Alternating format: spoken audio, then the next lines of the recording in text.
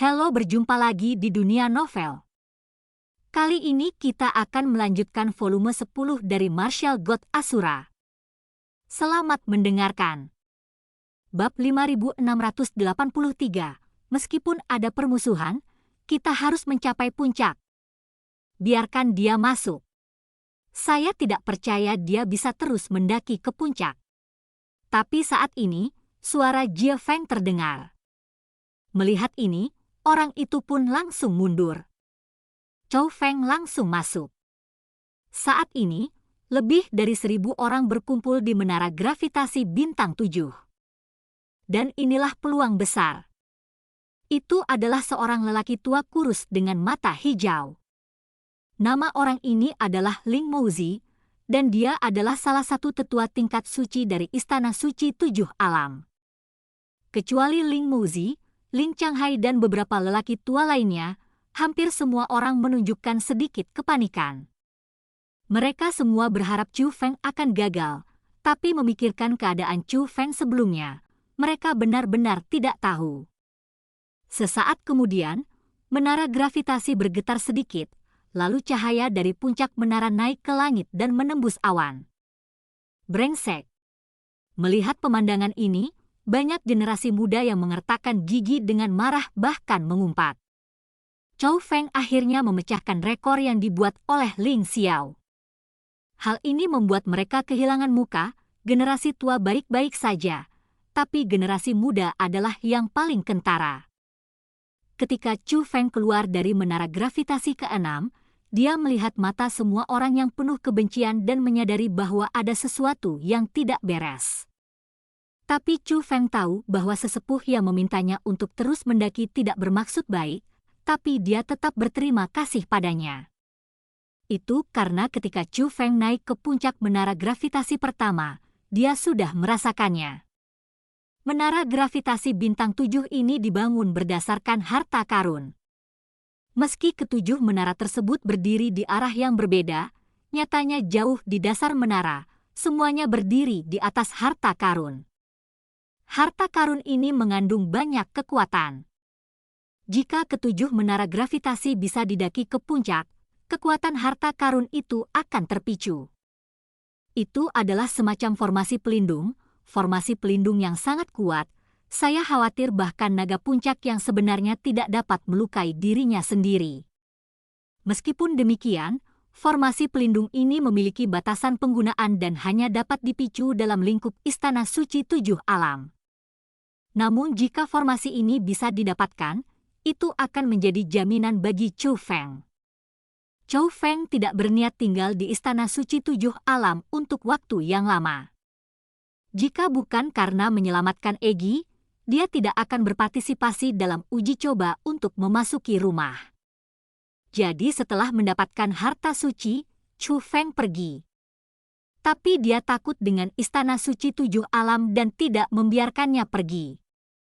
Meskipun setelah berhubungan, saya menemukan bahwa ada orang-orang baik di Istana Suci 7 Alam, namun secara keseluruhan, Istana Suci 7 Alam masih sangat mendominasi.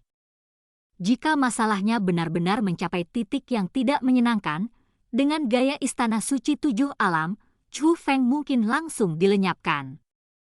Jadi jika bisa mendapatkan formasi pelindung ini akan menjadi jaminan ekstra. Inilah alasan mengapa Chu Feng berterima kasih kepada sesepuh itu.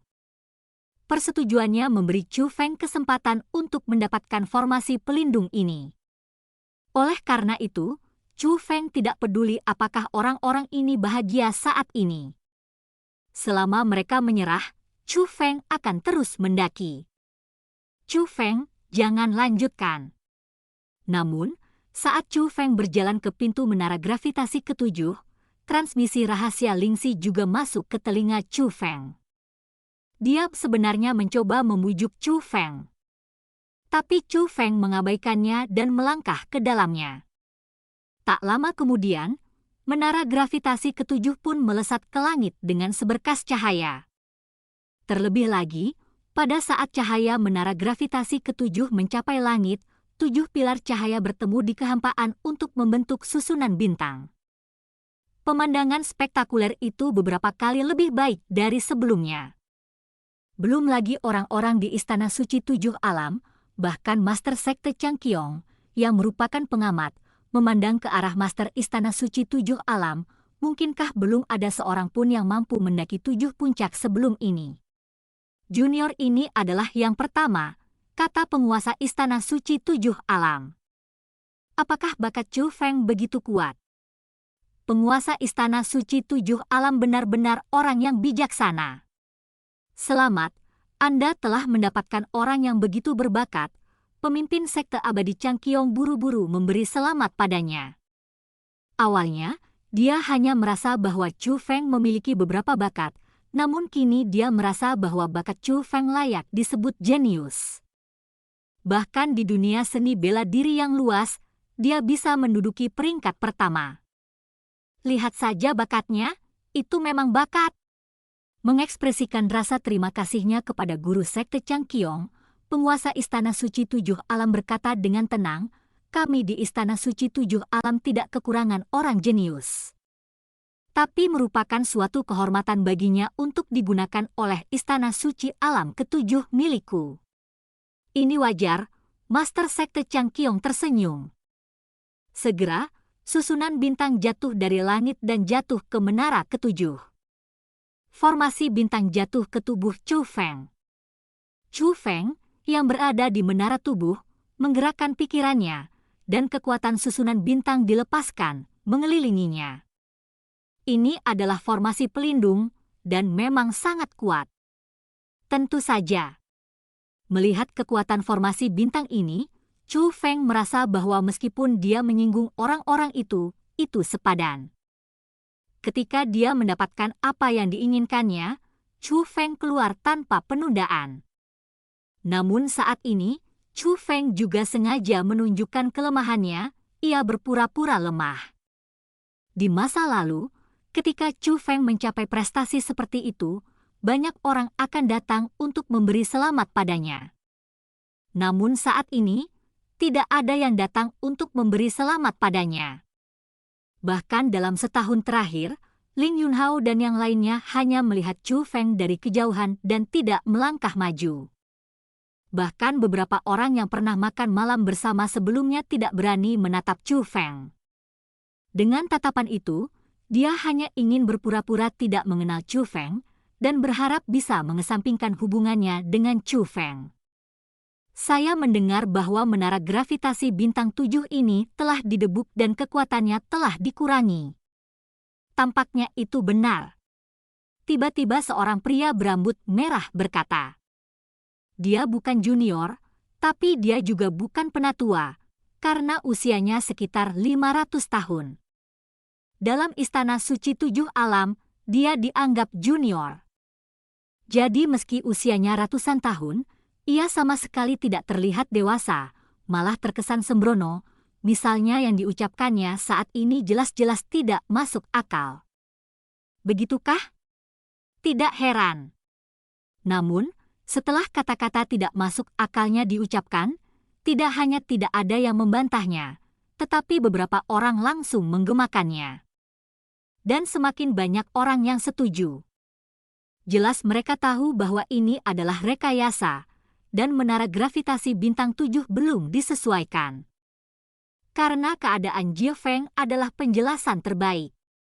Tetapi banyak dari mereka, seolah-olah mereka telah menyatukan pikiran mereka, bersama-sama mengarang kebohongan yang tidak ada ini. Melihat orang-orang mengatakan kebohongan yang mereka buat seolah-olah itu benar, Chu Feng hampir tidak bisa menahan tawanya. Orang-orang ini tampak lebih unggul dari orang lain, namun kenyataannya mereka sangat rapuh di dalam. Jika tidak, bagaimana dia bisa mengarang kebohongan untuk melindungi kehormatannya? Chu Feng awalnya ingin pergi, tapi begitu Chu Feng bergerak, pria berambut merah itu mendarat di sebelah Chu Feng. Chu Feng, apakah kamu berani menantang formasi tantangan 7 alam? Tidak tertarik. Chu Feng telah cukup menarik kebencian, dan dia tidak ingin terus menarik kebencian. Lagi pula, harta suci itu belum didapat, jadi ini bukan waktunya untuk pamer. Kamu pengecut, aku tidak berani mengatakannya secara langsung. Apa yang kamu bicarakan yang tidak kamu minati? Ketika pria berambut merah melihat penolakan Chu Feng, dia langsung menghinanya dengan kata-kata. Namun meski begitu, Chu Feng tidak menanggapi. Chu Feng tentu saja tidak akan marah dengan metode provokasi tingkat seperti itu. Saudara Chu Feng, kenapa kamu tidak mencobanya? Dan cerita pun berakhir. Sampai jumpa berikutnya di cerita dunia novel.